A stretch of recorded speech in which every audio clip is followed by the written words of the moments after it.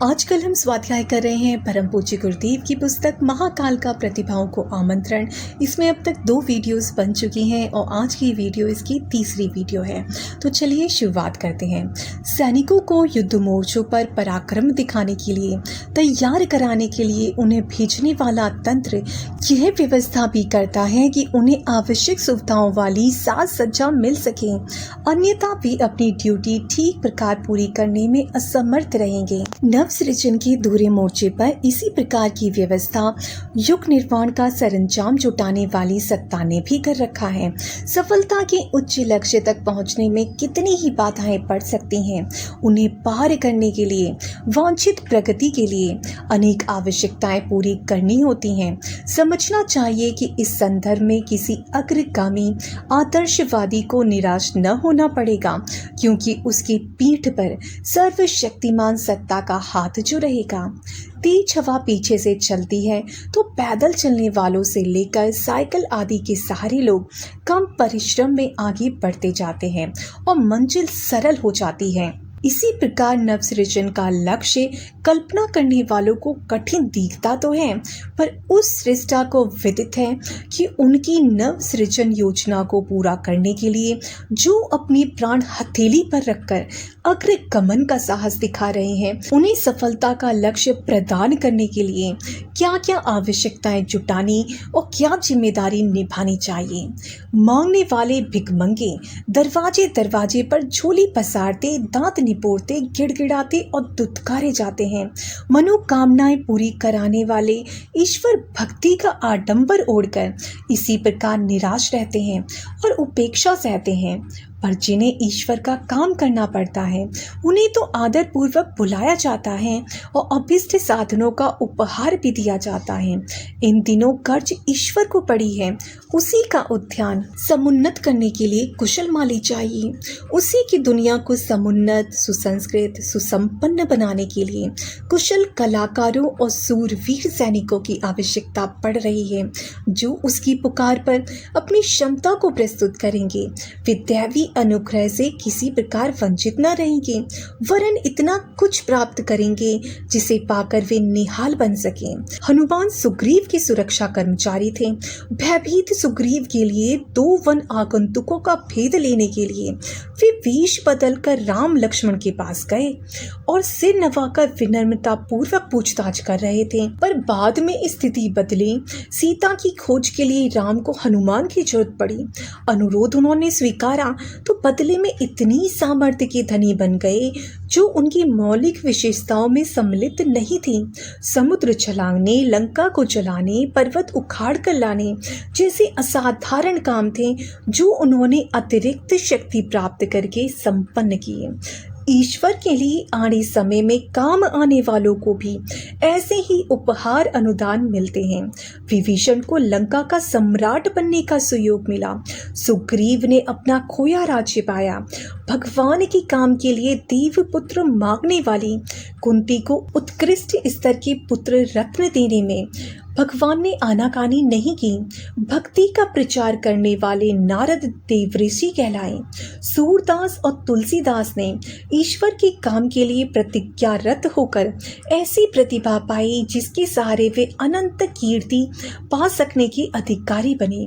इन दिनों सृष्टा ने ही विश्व कल्याण के लिए, नव सृजन के लिए कर्म वीरों को पुकारा है, जो उस हेतु हाथ बढ़ाएंगे वे खाली क्यों रहेंगे। भगीरथ, गांधी, बुद्ध आदि को जो समर्थता मिली वह इसलिए मिली कि परमार्थ प्रयोजन के काम आए। इस दुनिया में ऐसी भी सुविधा है कि जब तक बहुत सी उपयोगी वस्तुएं बिना मूल्य भी मिल जाती हैं। हवा, पानी, छाया, खुशबू आदि हम बिना मूल्य ही पाते हैं। पर जौहरी या हलवाई की दुकान पर सुसज्जित रखी हुई वस्तुएं उठाकर चल देने का कोई नियम नहीं है, उनका मूल्य चुकाना पड़ता है। गाय को घास ना खिलाई जाए तो दूध प्राप्त करते रहना कठिन है। भगवान ने सुदामा को अपनी द्वारिकापुरी टूटी सुदामापुरी के स्थान पर स्थानांतरित कर दी थी, पर इससे पहले यह विश्वास कर लिया था कि इस अनुदान को उस स्थान पर कारगर विश्वविद्यालय चलाने के लिए ही प्रयुक्त किया जाएगा। चाणक्य की शक्ति चंद्रगुप्त को ही मिली थी और वह चक्रवर्ती कहलाया था। भवानी की अक्षय तलवार शिवाजी को मिली थी। अर्जुन को दिव्य गांडीव धनुष एवं बाण देने वालों ने अनुदान थमा देने से पहले यह भी जांच लिया था कि उस समर्थता को किस काम में प्रयुक्त किया जाएगा।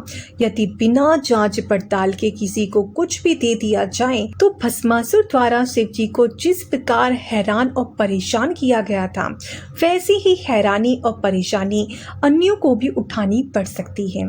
भगवान ने काय कलेवर तो आरंभ से ही बिना मूल्य दे दिया है, पर उसके बाद का दूसरा वरदान है परिष्कृत प्रतिभा। इसी के सहारे कोई महामानव स्तर का बड़प्पन उपलब्ध करता है। इतनी बहुमूल्य संपदा प्राप्त करने के लिए वैसा ही साहस एकत्रित करना पड़ेगा जैसा कि लोक मंगल के लिए विवेकानंद जैसों को अपनाना पड़ा था।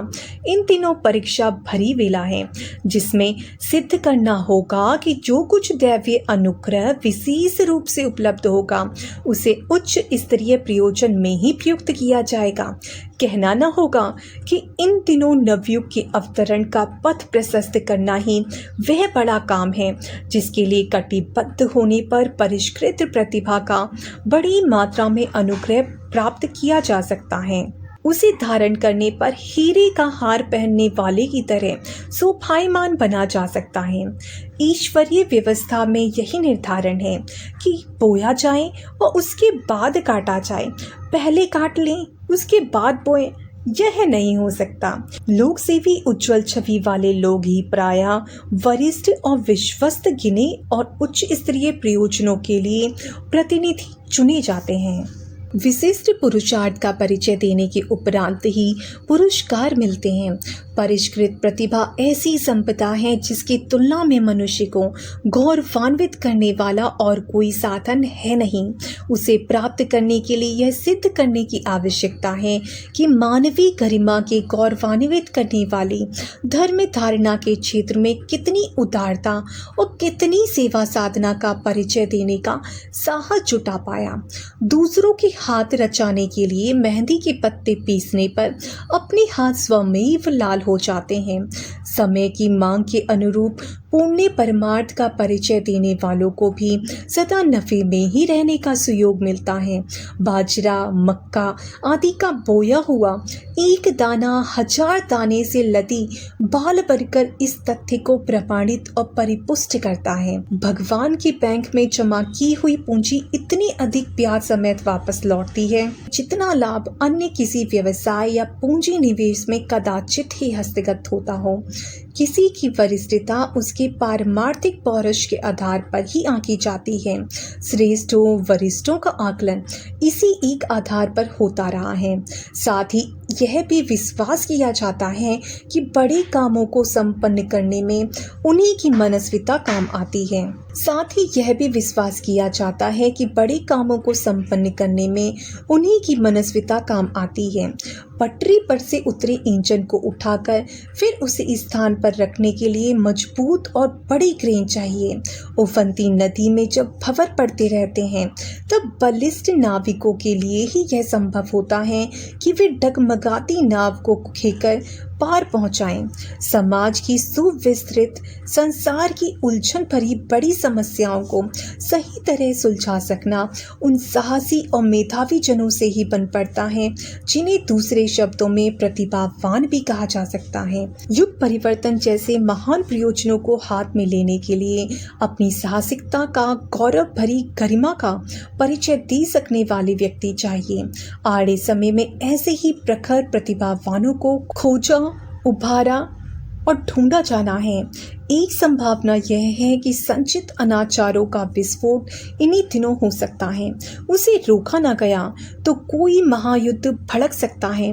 बढ़ता हुआ प्रदूषण, भयावह बहुप्रजनन, बढ़ता हुआ अनाचार मिलजुल कर महाप्रलय या खंड प्रलय जैसी स्थिति उत्पन्न कर सकते हैं। उसे रोकने के लिए सशक्त अवरोध चाहिए। ऐसा अवरोध जो उफनती हुई नदियों पर बांध बनाकर उस जल संचय को नहरों द्वारा खेत खेत तक पहुंचा सके। वह साधारणों का नहीं, असाधारणों का काम है। ताजमहल, मिस्र के पिरामिड, चीन की दीवार, पीसा की मीनार, स्वेज और पनामा नहर, हॉलैंड द्वारा समुद्र को पीछे धकेलकर उस स्थान पर सुरम्य औद्योगिक नगर बसा लेने जैसे अद्भुत सृजन कार्य जहां तहां विनिर्मित हुए दिख पड़ते हैं, वे आरंभ में किन्हीं एकाध संकल्पवानों के ही मन मानस में उभरे थे। बाद में सहयोगियों की मंडली जुटती गई और असीम साधनों की व्यवस्था बनती चली गई। नवयुग का अवतरण भी इन सब में बड़ा चढ़ा कार्य है, क्योंकि उसके साथ संसार की समूची धरातल का, जन समुदाय का संबंध किसी न किसी प्रकार जुड़ता है। इतने बड़े परिवर्तन एवं प्रयास के लिए अग्रदूत कौन बने, अग्रिम पंक्ति में खड़ा कौन हो, आवश्यक क्षमता और संपदा कौन जुटाए, निश्चय ही यह नियोजन असाधारण एवं अभूतपूर्व है। इसे बिना मनस्वी साथी सहयोगियों के संपन्न नहीं किया जा सकता। विचारणीय है कि इतनी बड़ी व्यवस्था कैसे बनी। आरंभिक दृष्टि से यह कार्य लगभग असंभव जैसा लगता है, पर संसार में ऐसे लोग भी हुए हैं जिन्होंने असंभव को संभव बनाया है। आल्प्स पहाड़ को लांघने की योजना बनाने वाले नेपोलियन से हर किसी ने यह कहा था कि जो कार्य सृष्टि में आदि से लेकर अब तक कोई नहीं कर सका, उसे आप कैसे कर लेंगे। उत्तर बड़ा शानदार था। असंभव शब्द मूर्खों के कोश में लिखा मिलता है। यदि आल्प्स ने राह न दी तो उसे इन्हीं पैरों के नीचे रौंद कर रख दिया जाएगा। अमेरिका की खोज पर निकले कोलंबस को भी लगभग ऐसा ही उदाहरण प्रस्तुत करना पड़ा। समुद्र से अंडे वापस लेने में असफल होने पर जब टिटहरी ने अपनी चोंच में बालू भरकर समुद्र में डालने और उसे पाटकर समतल बनाने का संकल्प घोषित किया और उसके लिए प्राणों की बाजी लगाने के लिए उद्यत हो गई, तो नियति ने संकल्पवानों का साथ दिया। अगस्त मुनि आए, उन्होंने समुद्र पी डाला और टिटहरी को अंडे वापस मिल गए। फरहाद द्वारा पहाड़ काटकर 32 मील लंबी नहर निकालने का असंभव समझे जाने वाला कार्य संभव करके दिखाया। इसे ही कहते हैं प्रतिभा। आशा करती हूँ कि आपको ये पुस्तक अच्छी लग रही होगी। अगर अच्छी लगी हो तो प्लीज़ लाइक एंड कमेंट करें। सभी को प्रणाम। जय गुरुदेव, जय श्री राम।